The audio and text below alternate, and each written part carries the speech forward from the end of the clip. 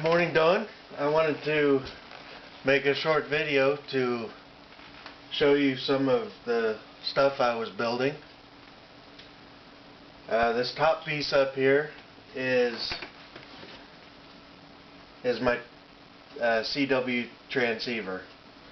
I don't have the case for it yet because you have to buy the cases separately, and I'm still waiting on it. It's on back order.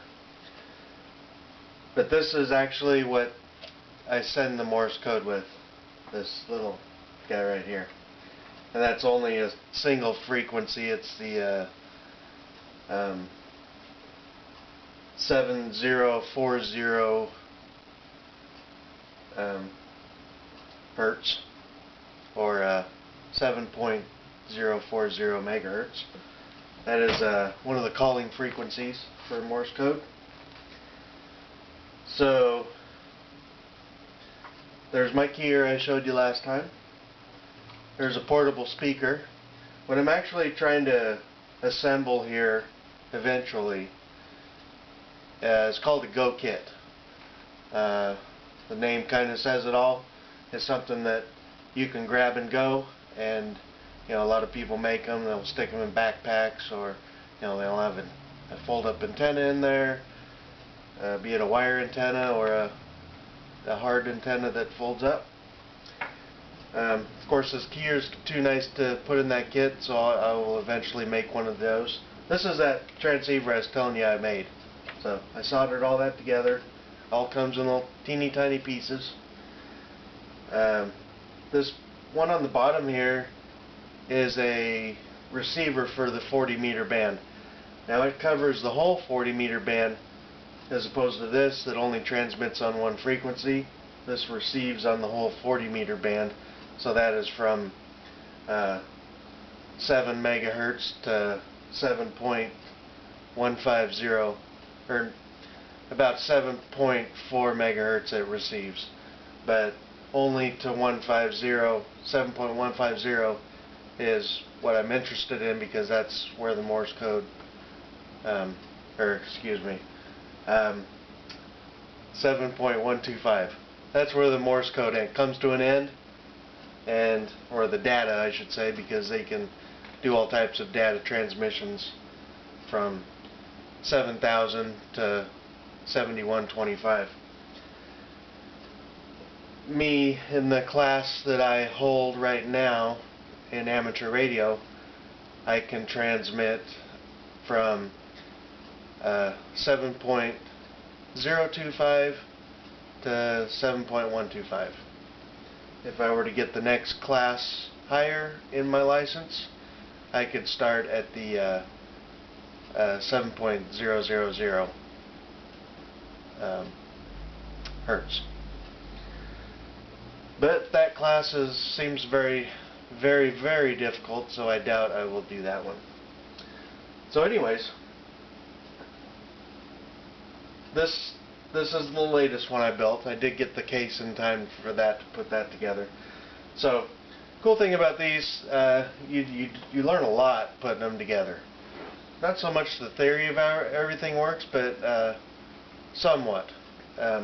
So I was able to make some modifications to this one, and I think it's pretty good modifications, and they probably should have added them to begin with, but let me show you how everything works. So, got everything running through a DC power supply over here. Bought it at a ham swap meet for $5. Frankly, it's been working perfect. I don't know why the guy got rid of it. So, here's an external speaker, and this is battery powered. I got this running off 9-volt battery. This runs off 9-volt battery. This one runs off of the DC power. I could hook up batteries to it, but just haven't gotten that far yet. So, there's my pride and joy, my keys. So, one of the mods I made on this one was adding an LED light. So, because I never knew when it was turned on or not, and I would run the battery down. So, there it is. Nice bright light to let this old guy know that it's still turned on. This one doesn't have a light, but I'm going to put one in it right smack dab there because I've ran the battery down a couple times in that one, and batteries aren't cheap, and I'm not rich. So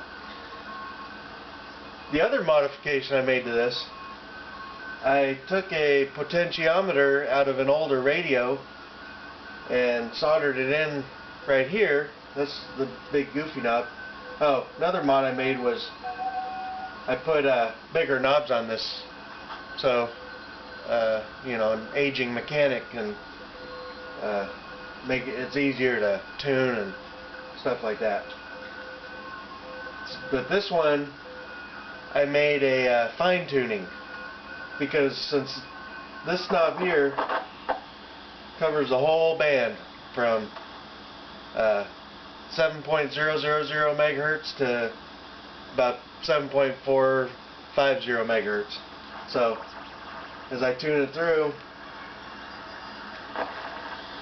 from there is about, I have it set up and I can adjust it inside where I want the starting point at. This is just about right at 7 megahertz. So as I'm moving along, see how fast things go by? So let's go back to this guy. If I can find him again.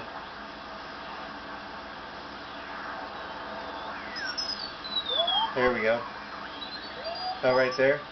So now, before I had to settle with that. And it's very, very difficult to fine tune something in. So, how did we fix that? Got that potentiometer out of that old radio, soldered that in right here. So now I got fine tuning. So listen to this.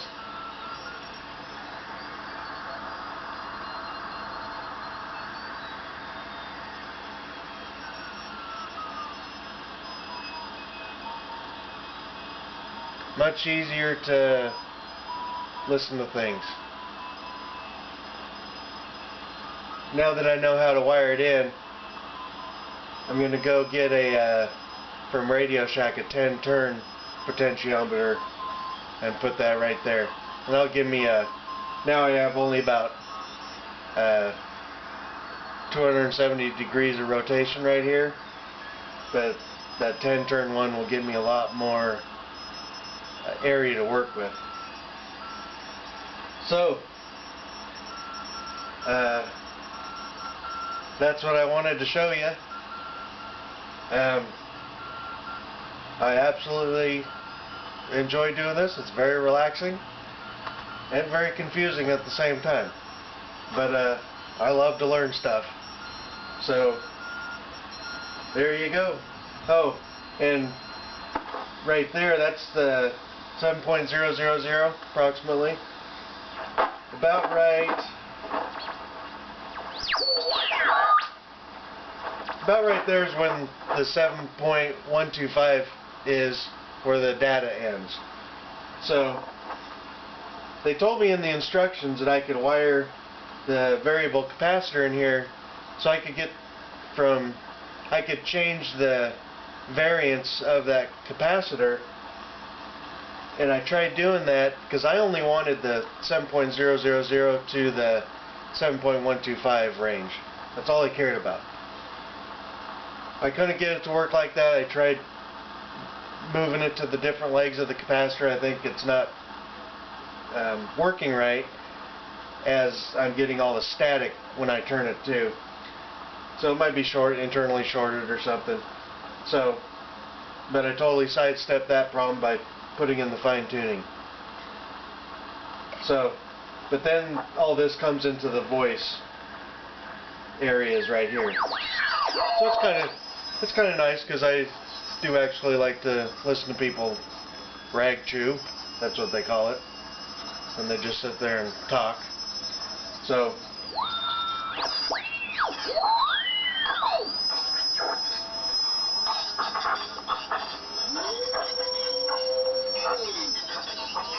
and we work the fine tuning.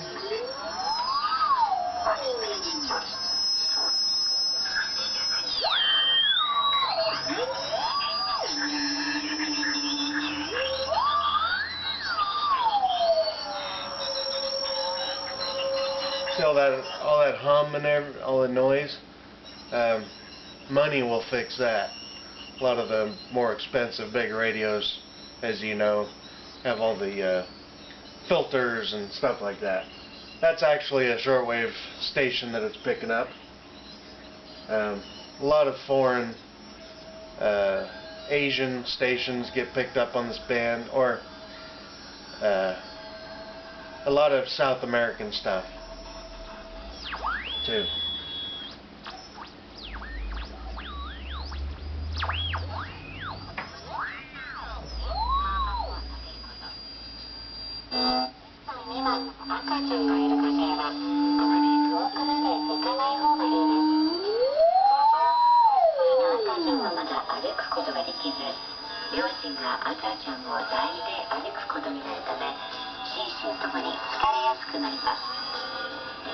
So that's probably Chinese or something, I don't know. So there you go. There's a good example of the fine tuning I'm getting now. Very happy with it. This speaker is very sensitive. It almost goes from a no volume to full right there. But I found that it, and a lot of people on the reviews complained about that.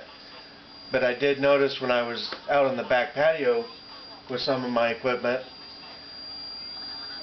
it was nice because when you're outside, it doesn't seem so much like that, because you do need a lot more volume. So, now we know the power's off.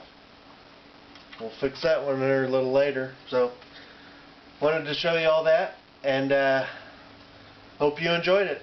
So, auf Wiedersehen. Hello, Lydia. Yeah.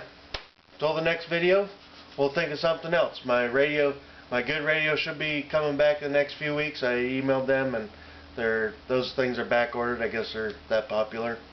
But all right. Till the next time. Bis die nächste Mal. Auf Wiedersehen. Auf Wiedersehen. Tschüss.